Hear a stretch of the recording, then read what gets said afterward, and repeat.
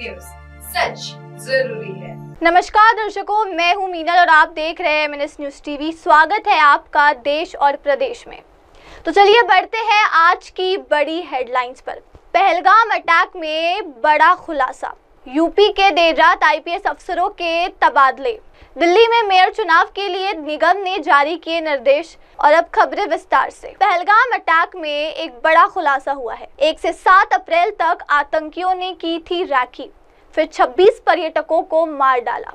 जम्मू कश्मीर के पहलगाम में मंगलवार को हुए हमले पर बड़ा खुलासा हुआ है। आतंकियों ने रैकी के बाद वारदात को अंजाम दिया था। बताया जा रहा है कि हमले को अंजाम देने में 6 आतंकी शामिल थे। जानकारी मिली है कि हमलावरों ने 1 से 7 अप्रैल तक इस इलाके की रैकी की। सुरक्षा बलों को घटनास्थल से कुछ दूर बिना नंबर की एक मोटरसाइकिल मिली। माना जा रहा है कि आतंकियों ने इसका इस्तेमाल किया हो सकता है। खुफिया सूत्रों के अनुसार पहलगाम हमले पर बड़ा खुलासा है कि कुल 6 आतंकियों ने वारदात को अंजाम दिया। TRF कमांडर सैफुल्लाह ने हमले की साजिश की। शाह ने तत्काल अपने निवास पर वरिष्ठ अफसरों के साथ बैठक की और फिर श्रीनगर पहुंच गए। प्रत्यक्षदर्शियों ने बताया कि बाईसरन घाटियों में आतंकी दोपहर करीब 3 बजे घास के मैदान में घुस आए, खाने पीने की दुकानों के आसपास घूम रहे थे और टट्टू की सवारी कर रहे थे। पर्यटकों पर ताबड़तोड़ गोली शुरू कर दी। सेना, जम्मू कश्मीर पुलिस व CRPF ने आतंकियों की तलाश में अभियान शुरू कर पहलगाम व आसपास के इलाकों में पूरी तरह से नाकेबंदी कर दी है और सभी अहम मार्गों पर वाहनों की तलाशी ली जा रही है। हेलीकॉप्टर से आतंकियों की तलाश की जा रही है। उत्तर प्रदेश शासन ने देर रात IPS अधिकारियों का तबादला किया। पुलिस अधीक्षक सीतापुर चक्रेश मिश्र को एंटी नारकोटिक्स टास्क फोर्स का SP बनाया गया। वही SP बांधा रहे अंकुर अग्रवाल को सीतापुर का SP बनाया गया। अंकुर अग्रवाल 2016 बैच के IPS अधिकारी है। वही फ्लैश बंसल वाधा और प्रबल प्रताप सिंह महोबा के पुलिस अधीक्षक नियुक्त किए गए। वही पलाश बंसल बांदा और प्रबल प्रताप सिंह महोबा के पुलिस अधीक्षक नियुक्त किए गए। अभिषेक सिंह पालीभीत के पुलिस अधीक्षक बनाए गए। हरियाणा में अंबाला के मूल निवासी अंकुर अग्रवाल के IPS बनने की कहानी बड़ी दिलचस्प बताई गई है। अंकुर अग्रवाल की प्राथमिक शिक्षा अंबाला से हुई। इसके बाद उन्होंने इलेक्ट्रिक एंड इलेक्ट्रॉनिक ट्रेड से बैचलर ऑफ इंजीनियरिंग की पढ़ाई की और बेंगलुरु में सॉफ्टवेयर कंपनी में लाखों के पैकेज की नौकरी की। नौकरी के दौरान ही कंपनी ने उन्हें अमेरिका भेज दिया और वहां उन्होंने नौकरी के साथ ही UPSC की तैयारी शुरू कर दी।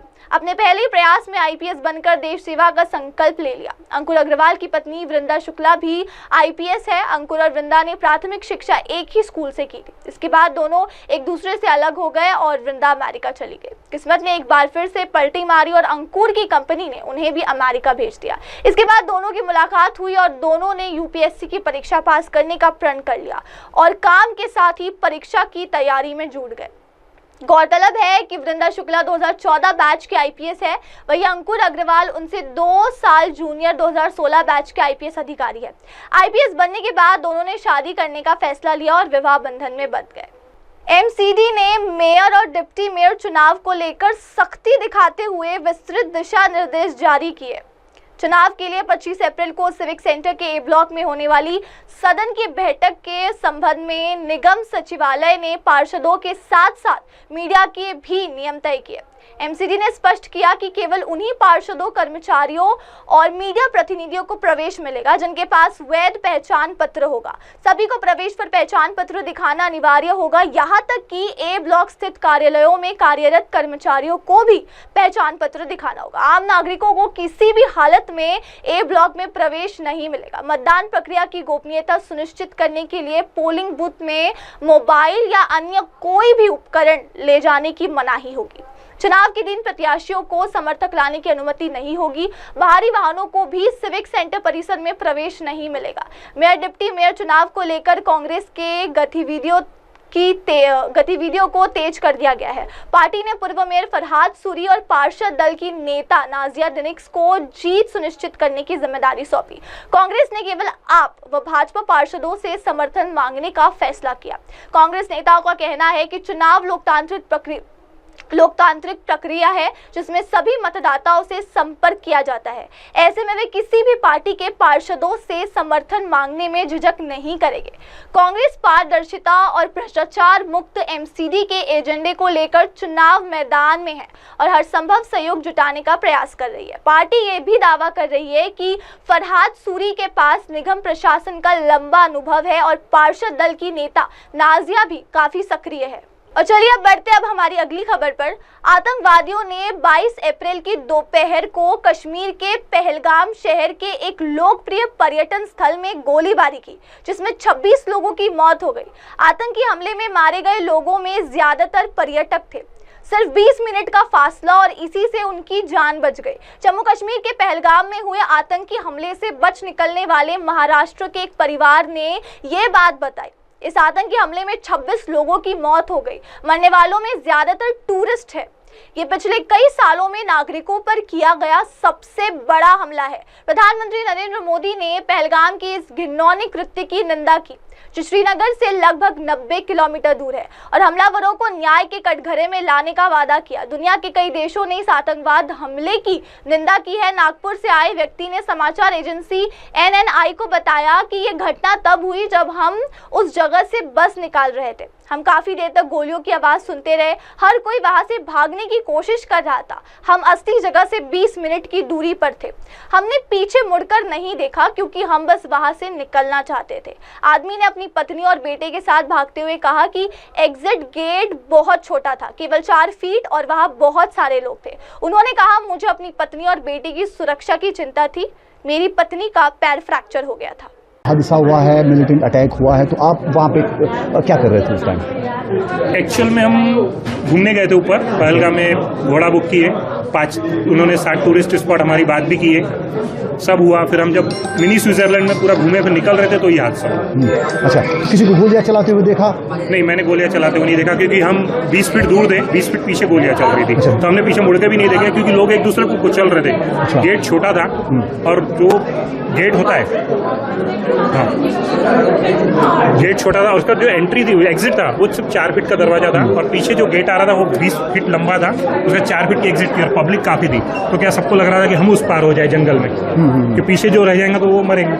तो सब 4 फीट के दरवाजे से कूदने को देख रहे थे और फायरिंग की आवाज आप लोगों ने काफी देर चल रही थी। अच्छा, काफी देर तक। कौन घायल हुआ आपका यहाँ पे? मिसेज है, 2, जैसे उनको पहाड़ से कूदे तो इनका पैर वहीं पे मुड़ गया, 2 फ्रैक्चर हो गए। अभी यहाँ पे बताया हमारे को एक्सरे वगैरह किए, 2 फ्रैक्चर है। अच्छा, फ्रैक्चर हुआ। तो फिर मैंने एक बाजू से मैंने पकड़ा, एक बाजू से मेरे बेटे ने पकड़ा और हमने इनको वहीं पे जैसे हुआ वहीं से फ्रैक्चर की स्थिति में इनको नीचे रख के लाए। तो जब आपने गोलियों की आवाज सुनी, जब आपने गोलियों की आवाज सुनी तो बहुत काफी डरे हुए होंगे? नहीं, मेरे को एक्चुअल मिसेज थी, मेरा बेटा था, तो उनकी सिक्योरिटी का लग रहा था कि मैं इनको कम से कम नीचे पहुंचा दूं। अच्छा। बाकी ऐसा इतना, लेकिन अब वापस जा रहा है क्योंकि इनका डॉक्टर ने 2 महीने बेड रेस्ट बोल दिया। अच्छा, वहीं पे जाके अपना नाम बताइए और ये बताइए आप वहाँ पे थी तो गोलियों की आवाज़ जब आपने सुनी तो किस तरीके से आपने खतरा महसूस किया और क्या किया उस टाइम?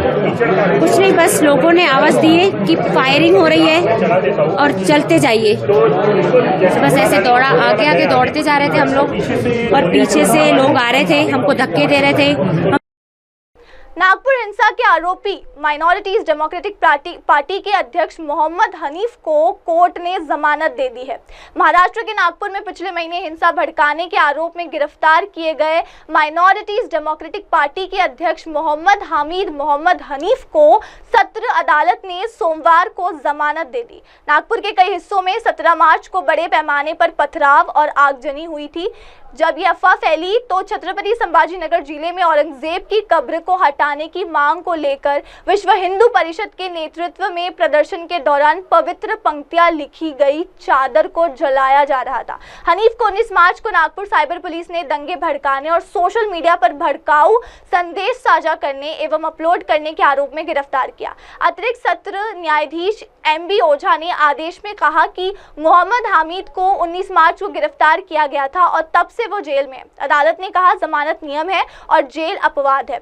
आरोपी काफी समय से हिरासत में है और जांच पूरी हो चुकी है। यदि आरोपी लंबे समय तक जेल में रहता है और उसे जमानत पर रिहा नहीं किया जाता तो उसे और उसके परिवार को जीवन में कष्ट उठाना पड़ेगा और उनके भविष्य के लिए अच्छा नहीं है। कोर्ट ने कहा कि मामले की सुनवाई भी जल्द पूरी नहीं होने वाली और इसलिए आरोपी को जेल में रखने से कोई उद्देश्य पूरा नहीं होगा। तो दर्शकों, अब वक्त हो चला है एक ब्रेक का। ब्रेक के बाद लौटेंगे और जानेंगे दुनिया भर की तमाम खबरें। आप बने रहे हमारे साथ MNS न्यूज टीवी पर। नमस्कार। आप देख रहे हैं MNS न्यूज, सच जरूरी है।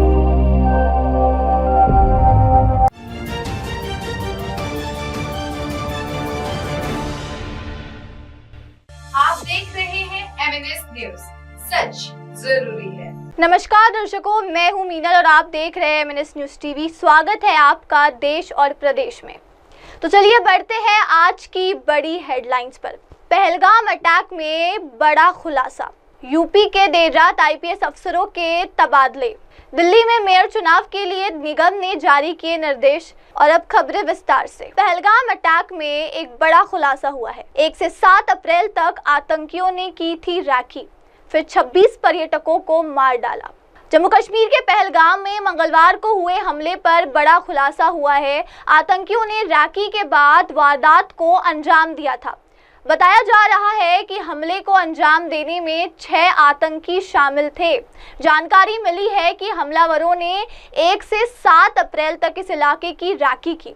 सुरक्षा बलों को घटनास्थल से कुछ दूर बिना नंबर की एक मोटरसाइकिल मिली। माना जा रहा है कि आतंकियों ने इसका इस्तेमाल किया हो सकता है। खुफिया सूत्रों के अनुसार पहलगाम हमले पर बड़ा खुलासा है कि कुल 6 आतंकियों ने वारदात को अंजाम दिया। TRF कमांडर सैफुल्लाह ने हमले की साजिश की। शाह ने तत्काल अपने निवास पर वरिष्ठ अफसरों के साथ बैठक की और फिर श्रीनगर पहुंच गए। प्रत्यक्षदर्शियों ने बताया कि बाइसरन घाटियों में आतंकी दोपहर करीब 3 बजे घास के मैदान में घुस आए, खाने पीने की दुकानों के आसपास घूम रहे थे और टट्टू की सवारी कर रहे थे। पर्यटकों पर ताबड़तोड़ गोली शुरू कर दी। सेना, जम्मू कश्मीर पुलिस व CRPF ने आतंकियों की तलाश में अभियान शुरू कर पहलगाम व आसपास के इलाकों में पूरी तरह से नाकेबंदी कर दी है और सभी अहम मार्गों पर वाहनों की तलाशी ली जा रही है। हेलीकॉप्टर से आतंकियों की तलाश की जा रही है। उत्तर प्रदेश शासन ने देर रात IPS अधिकारियों का तबादला किया। पुलिस अधीक्षक सीतापुर चक्रेश मिश्र को एंटी नारकोटिक्स टास्क फोर्स का SP बनाया गया। वही SP बांधा रहे अंकुर अग्रवाल को सीतापुर का SP बनाया गया। अंकुर अग्रवाल 2016 बैच के IPS अधिकारी है। वही फ्लैश बंसलवाधा और प्रबल प्रताप सिंह महोबा के पुलिस अधीक्षक नियुक्त किए गए। वही पलाश बंसल बांदा और प्रबल प्रताप सिंह महोबा के पुलिस अधीक्षक नियुक्त किए गए। अभिषेक सिंह पालीभीत के पुलिस अधीक्षक बनाए गए। हरियाणा में अंबाला के मूल निवासी अंकुर अग्रवाल के IPS बनने की कहानी बड़ी दिलचस्प बताई गई है।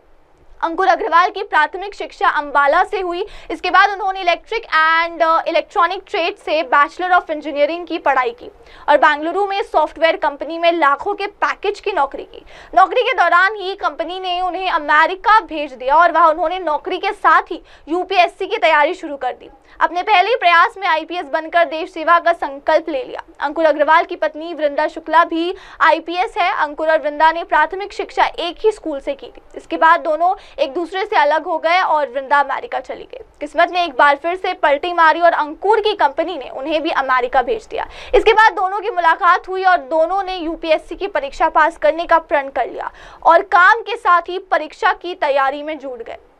गौरतलब है कि वृंदा शुक्ला 2014 बैच के IPS है। वही अंकुर अग्रवाल उनसे 2 साल जूनियर 2016 बैच के IPS अधिकारी है। IPS बनने के बाद दोनों ने शादी करने का फैसला लिया और विवाह बंधन में बंध गए। MCD ने मेयर और डिप्टी मेयर चुनाव को लेकर सख्ती दिखाते हुए विस्तृत दिशा निर्देश जारी किए। चुनाव के लिए 25 अप्रैल को सिविक सेंटर के A ब्लॉक में होने वाली सदन की बैठक के संबंध में निगम सचिवालय ने पार्षदों के साथ साथ मीडिया के भी नियम तय किए। MCD ने स्पष्ट किया कि केवल उन्हीं पार्षदों, कर्मचारियों और मीडिया प्रतिनिधियों को प्रवेश मिलेगा जिनके पास वैध पहचान पत्र होगा। सभी को प्रवेश पर पहचान पत्र दिखाना अनिवार्य होगा। यहाँ तक कि A ब्लॉक स्थित कार्यालयों में कार्यरत कर्मचारियों को भी पहचान पत्र दिखाना होगा। आम नागरिकों को किसी भी हालत में A ब्लॉक में प्रवेश नहीं मिलेगा। मतदान प्रक्रिया की गोपनीयता सुनिश्चित करने के लिए पोलिंग बूथ में मोबाइल या अन्य कोई भी उपकरण ले जाने की मनाही होगी। चुनाव के दिन प्रत्याशियों को समर्थक लाने की अनुमति नहीं होगी। बाहरी वाहनों को भी सिविक सेंटर परिसर में प्रवेश नहीं मिलेगा। मेयर डिप्टी मेयर चुनाव को लेकर कांग्रेस के गतिविधियों की गतिविधियों को तेज कर दिया गया है। पार्टी ने पूर्व मेयर फरहाद सूरी और पार्षद दल की नेता नाजिया डिनिक्स को जीत सुनिश्चित करने की जिम्मेदारी सौंपी। कांग्रेस ने केवल आप व भाजपा पार्षदों से समर्थन मांगने का फैसला किया। कांग्रेस नेताओं का कहना है कि चुनाव लोकतांत्रिक प्रक्रिया है जिसमें सभी मतदाताओं से संपर्क किया जाता है। ऐसे में वे किसी भी पार्टी के पार्षदों से समर्थन मांगने में झिझक नहीं करेंगे। कांग्रेस पारदर्शिता और भ्रष्टाचार मुक्त एमसीडी के एजेंडे को लेकर चुनाव मैदान में है और हर संभव सहयोग जुटाने का प्रयास कर रही है। पार्टी ये भी दावा कर रही है कि फरहाद सूरी के पास निगम प्रशासन का लंबा अनुभव है और पार्षद दल की नेता नाजिया भी काफी सक्रिय है। और चलिए अब बढ़ते अब हमारी अगली खबर पर। आतंकवादियों ने 22 अप्रैल की दोपहर को कश्मीर के पहलगाम शहर के एक लोकप्रिय पर्यटन स्थल में गोलीबारी की, जिसमें 26 लोगों की मौत हो गई। आतंकी हमले में मारे गए लोगों में ज्यादातर पर्यटक थे। सिर्फ 20 मिनट का फासला और इसी से उनकी जान बच गई। जम्मू कश्मीर के पहलगाम में हुए आतंकी हमले से बच निकलने वाले महाराष्ट्र के एक परिवार ने ये बात बताई। इस आतंकी हमले में 26 लोगों की मौत हो गई। मरने वालों में ज्यादातर टूरिस्ट है। ये पिछले कई सालों में नागरिकों पर किया गया सबसे बड़ा हमला है। प्रधानमंत्री नरेंद्र मोदी ने पहलगाम की इस घिनौनी कृत्य की निंदा की, जो श्रीनगर से लगभग 90 किलोमीटर दूर है, और हमलावरों को न्याय के कटघरे में लाने का वादा किया। दुनिया के कई देशों ने इस आतंकवाद हमले की निंदा की है। नागपुर से आए व्यक्ति ने समाचार एजेंसी NNI को बताया कि ये घटना तब हुई जब हम उस जगह से बस निकाल रहे थे। हम काफी देर तक गोलियों की आवाज सुनते रहे। हर कोई वहां से भागने की कोशिश कर रहा था। हम असली जगह से 20 मिनट की दूरी पर थे। हमने पीछे मुड़कर नहीं देखा क्योंकि हम बस वहां से निकलना चाहते थे। आदमी ने अपनी पत्नी और बेटे के साथ भागते हुए कहा कि एग्जिट गेट बहुत छोटा था, केवल 4 फीट, और वहां बहुत सारे लोग थे। उन्होंने कहा, मुझे अपनी पत्नी और बेटे की सुरक्षा की चिंता थी। मेरी पत्नी का पैर फ्रैक्चर हो गया था। हादसा हुआ है, मिलिटेंट अटैक हुआ है, तो आप वहाँ पे क्या कर रहे थे उस टाइम? एक्चुअल में हम घूमने गए थे ऊपर पहलगाम में, घोड़ा बुक किए 5, उन्होंने 7 टूरिस्ट स्पॉट हमारी बात भी की है, सब हुआ। फिर हम जब मिनी स्विट्जरलैंड में पूरा घूमे फिर निकल रहे थे तो ये हादसा हुआ। अच्छा, किसी को गोलियां चलाते हुए देखा? नहीं, मैंने गोलियां चलाते हुए नहीं देखा क्योंकि हम 20 फीट दूर थे, 20 फीट पीछे गोलियां चल रही थी। तो हमने पीछे मुड़ के भी नहीं देखे क्योंकि लोग एक दूसरे को कुचल रहे थे। गेट छोटा था और जो गेट होता है, हाँ, गेट छोटा था, उसका जो एंट्री थी, एग्जिट था, वो सिर्फ 4 फीट का दरवाजा था और पीछे जो गेट आ रहा था वो 20 फीट लंबा था, उसका 4 फीट की एग्जिट थी और पब्लिक काफी थी। तो क्या सबको लग रहा था कि हम उस पार हो जाए जंगल में, कि पीछे जो रह जाएंगे तो वो मरेंगे। तो सब 4 फीट के दरवाजे से कूदने को देख रहे थे और फायरिंग की आवाज आप लोगों ने काफी देर चल रही थी। अच्छा, काफी देर तक। कौन घायल हुआ आपका यहाँ पे? मिसेज है, 2, जैसे उनको पहाड़ से कूदे तो इनका पैर वहीं पे मुड़ गया, 2 फ्रैक्चर हो गए। अभी यहाँ पे बताया हमारे को एक्सरे वगैरह की 2 फ्रैक्चर है। अच्छा, फ्रैक्चर हुआ। तो फिर मैंने एक बाजू से मैंने पकड़ा, एक बाजू से मेरे बेटे ने पकड़ा और हमने इनको वहीं पे जैसे हुआ वहीं से फ्रैक्चर की स्थिति में इनको नीचे रख के लाए। तो जब आपने गोलियों की आवाज सुनी, तो बहुत काफी डरे हुए होंगे? नहीं, मेरे को एक्चुअल मिसेज थी, मेरा बेटा था, तो उनकी सिक्योरिटी का लग रहा था कि मैं इनको कम से कम नीचे पहुंचा दूं। अच्छा। बाकी ऐसा इतना, लेकिन अब वापस जा रहा है क्योंकि इनका डॉक्टर ने 2 महीने बेड रेस्ट बोल दिया। अच्छा, और वहीं पे जाके अपना नाम बताइए और ये बताइए आप वहाँ पे थी तो गोली की आवाज़ जब आपने सुनी तो किस तरीके से आपने खतरा महसूस किया और क्या किया उस टाइम? कुछ नहीं, बस लोगों ने आवाज दी है कि फायरिंग हो रही है और चलते जाइए। बस ऐसे दौड़ा, आगे आगे दौड़ते जा रहे थे हम लोग और पीछे से लोग आ रहे थे, हमको धक्के दे रहे थे। नागपुर हिंसा के आरोपी माइनॉरिटीज डेमोक्रेटिक पार्टी के अध्यक्ष मोहम्मद हनीफ को कोर्ट ने जमानत दे दी है। महाराष्ट्र के नागपुर में पिछले महीने हिंसा भड़काने के आरोप में गिरफ्तार किए गए माइनॉरिटीज डेमोक्रेटिक पार्टी के अध्यक्ष मोहम्मद हामिद मोहम्मद हनीफ को सत्र अदालत ने सोमवार को जमानत दे दी। नागपुर के कई हिस्सों में 17 मार्च को बड़े पैमाने पर पथराव और आगजनी हुई थी। जब ये अफवाह फैली तो छत्रपति संभाजी नगर जिले में औरंगजेब की कब्र को हटाने की मांग को लेकर विश्व हिंदू परिषद के नेतृत्व में प्रदर्शन के दौरान पवित्र पंक्तियां लिखी गई चादर को जलाया जा रहा था। हनीफ को 19 मार्च को नागपुर साइबर पुलिस ने दंगे भड़काने और सोशल मीडिया पर भड़काऊ संदेश साझा करने एवं अपलोड करने के आरोप में गिरफ्तार किया। अतिरिक्त सत्र न्यायाधीश MB ओझा ने आदेश में कहा कि मोहम्मद हामिद को 19 मार्च को गिरफ्तार किया गया था और तब से वो जेल में है। अदालत ने कहा जमानत नियम है और जेल अपवाद है। आरोपी आरोपी काफी समय से हिरासत में है और जांच पूरी हो चुकी है। यदि आरोपी लंबे समय तक जेल में रहता है और उसे जमानत पर रिहा नहीं किया जाता तो उसे और उसके परिवार को जीवन में कष्ट उठाना पड़ेगा और उनके भविष्य के लिए अच्छा नहीं है। कोर्ट ने कहा कि मामले की सुनवाई भी जल्द पूरी नहीं होने वाली और इसलिए आरोपी को जेल में रखने से कोई उद्देश्य पूरा नहीं होगा। तो दर्शकों, अब वक्त हो चला है एक ब्रेक का। ब्रेक के बाद लौटेंगे और जानेंगे दुनिया भर की तमाम खबरें। आप बने रहे हमारे साथ एमएनएस न्यूज टीवी पर। नमस्कार। आप देख रहे हैं एमएनएस न्यूज, सच जरूरी है।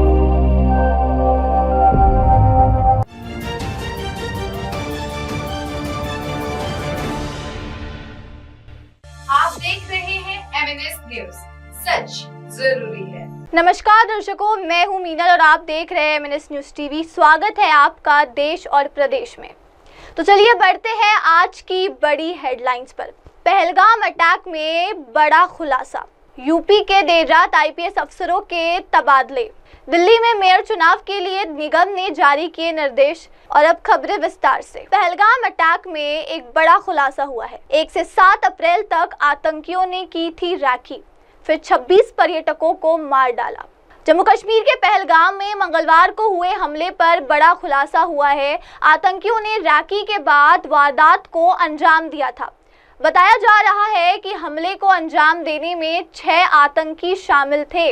जानकारी मिली है कि हमलावरों ने 1 से 7 अप्रैल तक इस इलाके की राखी की।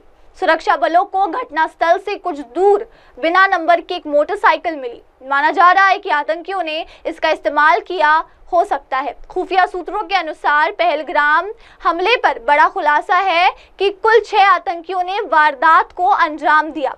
टीआरएफ कमांडर सैफुल्लाह ने हमले की साजिश की। शाह ने तत्काल अपने निवास पर वरिष्ठ अफसरों के साथ बैठक की और फिर श्रीनगर पहुंच गए। प्रत्यक्षदर्शियों ने बताया कि बाईसरन घाटियों में आतंकी दोपहर करीब 3 बजे घास के मैदान में घुस आए, खाने पीने की दुकानों के आसपास घूम रहे थे और टट्टू की सवारी कर रहे थे। पर्यटकों पर ताबड़तोड़ गोली शुरू कर दी। सेना, जम्मू कश्मीर पुलिस व सीआरपीएफ ने आतंकियों की तलाश में अभियान शुरू कर पहलगाम व आसपास के इलाकों में पूरी तरह से नाकेबंदी कर दी है और सभी अहम मार्गों पर वाहनों की तलाशी ली जा रही है। हेलीकॉप्टर से आतंकियों की तलाश की जा रही है। उत्तर प्रदेश शासन ने देर रात आईपीएस अधिकारियों का तबादला किया। पुलिस अधीक्षक सीतापुर चक्रेश मिश्र को एंटी नारकोटिक्स टास्क फोर्स का एसपी बनाया गया। वही एसपी बांधा रहे अंकुर अग्रवाल को सीतापुर का एसपी बनाया गया। अंकुर अग्रवाल 2016 बैच के आईपीएस अधिकारी है। वही फ्लैश बंसल वाधा और प्रबल प्रताप सिंह महोबा के पुलिस अधीक्षक नियुक्त किए गए। वही पलाश बंसल बांदा और प्रबल प्रताप सिंह महोबा के पुलिस अधीक्षक नियुक्त किए गए। अभिषेक सिंह पालीभीत के पुलिस अधीक्षक बनाए गए। हरियाणा में अंबाला के मूल निवासी अंकुर अग्रवाल के आईपीएस बनने की कहानी बड़ी दिलचस्प बताई गई है। अंकुर अग्रवाल की प्राथमिक शिक्षा अंबाला से हुई। इसके बाद उन्होंने इलेक्ट्रिक एंड इलेक्ट्रॉनिक ट्रेड से बैचलर ऑफ इंजीनियरिंग की पढ़ाई की और बेंगलुरु में सॉफ्टवेयर कंपनी में लाखों के पैकेज की नौकरी की। नौकरी के दौरान ही कंपनी ने उन्हें अमेरिका भेज दिया और वहां उन्होंने नौकरी के साथ ही यूपीएससी की तैयारी शुरू कर दी। अपने पहले प्रयास में आईपीएस बनकर देश सेवा का संकल्प ले लिया। अंकुर अग्रवाल की पत्नी वृंदा शुक्ला भी आईपीएस है। अंकुर और वृंदा ने प्राथमिक शिक्षा एक ही स्कूल से की। इसके बाद दोनों एक दूसरे से अलग हो गए और वृंदा अमेरिका चली गई। किस्मत ने एक बार फिर से पलटी मारी और अंकुर की कंपनी ने उन्हें भी अमेरिका भेज दिया। इसके बाद दोनों की मुलाकात हुई और दोनों ने यूपीएससी की परीक्षा पास करने का प्रण कर लिया और काम के साथ ही परीक्षा की तैयारी में जुट गए। गौरतलब है कि वृंदा शुक्ला 2014 बैच के आईपीएस है। वही अंकुर अग्रवाल उनसे 2 साल जूनियर 2016 बैच के आईपीएस अधिकारी है। आईपीएस बनने के बाद दोनों ने शादी करने का फैसला लिया और विवाह बंधन में बंध गए। एमसीडी ने मेयर और डिप्टी मेयर चुनाव को लेकर सख्ती दिखाते हुए विस्तृत दिशा निर्देश जारी किए। चुनाव के लिए 25 अप्रैल को सिविक सेंटर के ए ब्लॉक में होने वाली सदन की बैठक के संबंध में निगम सचिवालय ने पार्षदों के साथ साथ मीडिया के भी नियम तय किए। एमसीडी ने स्पष्ट किया कि केवल उन्हीं पार्षदों, कर्मचारियों और मीडिया प्रतिनिधियों को प्रवेश मिलेगा जिनके पास वैध पहचान पत्र होगा। सभी को प्रवेश पर पहचान पत्र दिखाना अनिवार्य होगा। यहाँ तक कि ए ब्लॉक स्थित कार्यालयों में कार्यरत कर्मचारियों को भी पहचान पत्र दिखाना होगा। आम नागरिकों को किसी भी हालत में ए ब्लॉक में प्रवेश नहीं मिलेगा। मतदान प्रक्रिया की गोपनीयता सुनिश्चित करने के लिए पोलिंग बूथ में मोबाइल या अन्य कोई भी उपकरण ले जाने की मनाही होगी। चुनाव के दिन प्रत्याशियों को समर्थक लाने की अनुमति नहीं होगी। बाहरी वाहनों को भी सिविक सेंटर परिसर में प्रवेश नहीं मिलेगा। मेयर, डिप्टी मेयर चुनाव को लेकर कांग्रेस के गतिविधियों को तेज कर दिया गया है। पार्टी ने पूर्व मेयर फरहाद सूरी और पार्षद दल की नेता नाजिया डिनिक्स को जीत सुनिश्चित करने की जिम्मेदारी सौंपी। कांग्रेस ने केवल आप व भाजपा पार्षदों से समर्थन मांगने का फैसला किया। कांग्रेस नेताओं का कहना है कि चुनाव लोकतांत्रिक प्रक्रिया है जिसमें सभी मतदाताओं से संपर्क किया जाता है। ऐसे में वे किसी भी पार्टी के पार्षदों से समर्थन मांगने में झिझक नहीं करेंगे।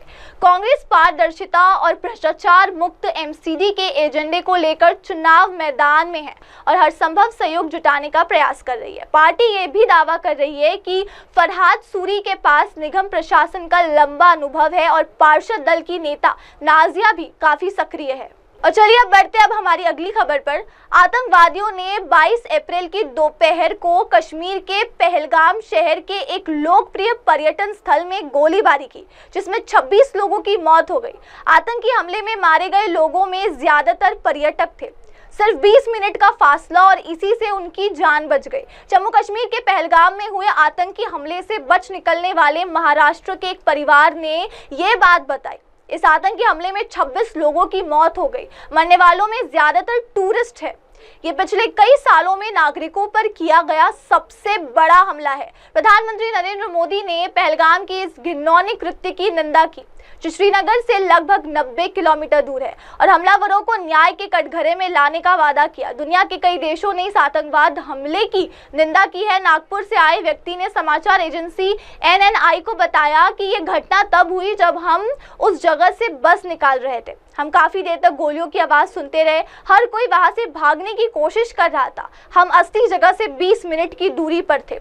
हमने पीछे मुड़कर नहीं देखा क्योंकि हम बस वहां से निकलना चाहते थे। आदमी ने अपनी पत्नी और बेटे के साथ भागते हुए कहा कि एग्जिट गेट बहुत छोटा था, केवल 4 फीट, और वहां बहुत सारे लोग थे। उन्होंने कहा, मुझे अपनी पत्नी और बेटे की सुरक्षा की चिंता थी। मेरी पत्नी का पैर फ्रैक्चर हो गया था। हादसा हुआ है, मिलिटेंट अटैक हुआ है, तो आप वहाँ पे क्या कर रहे थे उस टाइम? एक्चुअल में हम घूमने गए थे ऊपर पहलगाम में, घोड़ा बुक किए 5, उन्होंने 60 टूरिस्ट स्पॉट हमारी बात भी किए, सब हुआ। फिर हम जब मिनी स्विट्जरलैंड में पूरा घूमे फिर निकल रहे थे तो ये हादसा हुआ। अच्छा, किसी को गोलियां चलाते हुए देखा? नहीं, मैंने गोलियां चलाते हुए नहीं देखा क्योंकि हम 20 फीट दूर थे, 20 फीट पीछे गोलियां चल रही थी। अच्छा। तो हमने पीछे मुड़ के भी नहीं देखे क्योंकि लोग एक दूसरे को कुचल रहे थे। अच्छा। गेट छोटा था और जो गेट होता है, हाँ, गेट छोटा था, उसका जो एंट्री थी, एग्जिट था, वो सिर्फ 4 फीट का दरवाजा था और पीछे जो गेट आ रहा था वो 20 फीट लंबा था, उसका 4 फीट की एग्जिट थी और पब्लिक काफी थी। तो क्या सबको लग रहा था कि हम उस पार हो जाए जंगल में, कि पीछे जो रह जाएंगे तो वो मरेंगे, तो सब 4 फीट के दरवाजे से कूदने को देख रहे थे। और फायरिंग की आवाज आप लोगों ने काफी देर चल रही थी। अच्छा, काफी देर तक। कौन घायल हुआ आपका यहाँ पे? मिसेज है, 2, जैसे उनको पहाड़ से कूदे तो इनका पैर वहीं पे मुड़ गया, 2 फ्रैक्चर हो गए। अभी यहाँ पे बताया हमारे को एक्सरे वगैरह की 2 फ्रैक्चर है। अच्छा, फ्रैक्चर हुआ। तो फिर मैंने एक बाजू से मैंने पकड़ा, एक बाजू से मेरे बेटे ने पकड़ा और हमने इनको वहीं पे जैसे हुआ वहीं से फ्रैक्चर की स्थिति में इनको नीचे रख के लाए। तो जब आपने गोलियों की आवाज सुनी, तो बहुत काफी डरे हुए होंगे? नहीं, मेरे को एक्चुअली मिसेज थी, मेरा बेटा था, तो उनकी सिक्योरिटी का लग रहा था कि मैं इनको कम से कम नीचे पहुंचा दूं। अच्छा। बाकी ऐसा इतना, लेकिन अब वापस जा रहा है क्योंकि इनका डॉक्टर ने 2 महीने बेड रेस्ट बोल दिया। अच्छा।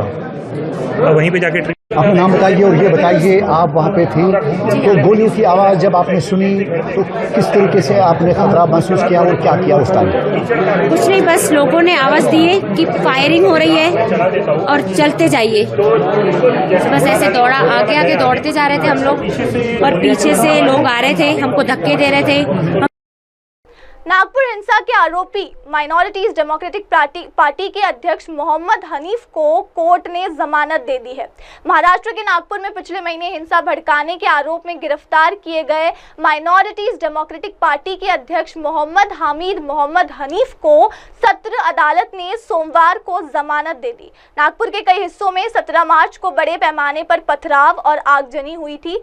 जब ये अफवाह फैली तो छत्रपति संभाजीनगर जिले में औरंगजेब की कब्र को हटाने की मांग को लेकर विश्व हिंदू परिषद के नेतृत्व में प्रदर्शन के दौरान पवित्र पंक्तियां लिखी गई चादर को जलाया जा रहा था। हनीफ को 19 मार्च को नागपुर साइबर पुलिस ने दंगे भड़काने और सोशल मीडिया पर भड़काऊ संदेश साझा करने एवं अपलोड करने के आरोप में गिरफ्तार किया। अतिरिक्त सत्र न्यायाधीश MB ओझा ने आदेश में कहा कि मोहम्मद हामिद को 19 मार्च को गिरफ्तार किया गया था और तब से वो जेल में है। अदालत ने कहा जमानत नियम है और जेल अपवाद है। आरोपी काफी समय से हिरासत में है और जांच पूरी हो चुकी है। यदि आरोपी लंबे समय तक जेल में रहता है और उसे जमानत पर रिहा नहीं किया जाता तो उसे और उसके परिवार को जीवन में कष्ट उठाना पड़ेगा और उनके भविष्य के लिए अच्छा नहीं है। कोर्ट ने कहा कि मामले की सुनवाई भी जल्द पूरी नहीं होने वाली और इसलिए आरोपी को जेल में रखने से कोई उद्देश्य पूरा नहीं होगा। तो दर्शकों, अब वक्त हो चला है एक ब्रेक का। ब्रेक के बाद लौटेंगे और जानेंगे दुनिया भर की तमाम खबरें। आप बने रहे हमारे साथ MNS न्यूज़ टीवी पर। नमस्कार। आप देख रहे हैं MNS न्यूज़, सच जरूरी।